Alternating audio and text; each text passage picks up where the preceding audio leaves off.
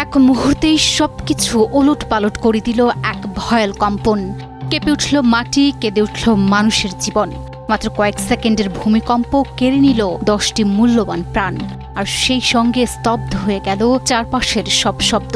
হঠাৎ ঘটে যাওয়া এই বিপর্যয়ে হতবাক পুরো দেশ। কারো চোখে অবিশ্বাস, কারো কাঁধে শোকের ভার। স্বজনহারা আহাজারিতে ভেঙে পড়েছে এলাকা, শোকের ছায়ে ঢেকে গেছে পুরো জনপদ।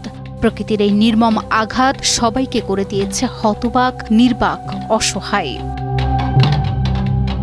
পুরান ঢাকার বুক চিরে একের পর এক ভেসে উঠছে হৃদয় বিদারক ট্র্যাজেডি। ভূমিকম্পে রেলিং ধসে প্রাণ হারানো স্যার সলিমুল্লাহ মেডিকেল কলেজের শিক্ষার্থী রাফিল ইসলাম রাফির নিথর দেহ যখন ফ্রিজিং অ্যাম্বুলেন্সে করে পৌঁছালো বগুড়ার বাড়িতে, তখন কান্নায় ভেঙে পড়ল পুরো গ্রাম।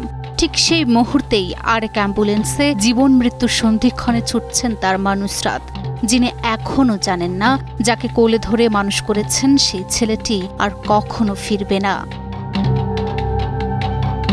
একই সময়ে মুগদার মদিনাবাগে জীবিকার দায়ে কর্মরত নির্মাণ শ্রমিক মাকসুদের উপরও যেন আশ্রে পড়েছে একই ভাগ্যচক্র। ভূমিকম্পে দৌড়ে বের হতে গিয়ে দেয়ালের নিচে চাপা পড়ে শেষ হয়ে যায় তার লড়াই। কিছুক্ষণ পরই জরুরি বিভাগে চিকিৎসকের এক বাক্য বাঁচানো গেল না, আরেকটি পরিবারকে শোকের সাগরে ডুবিয়ে দেয়।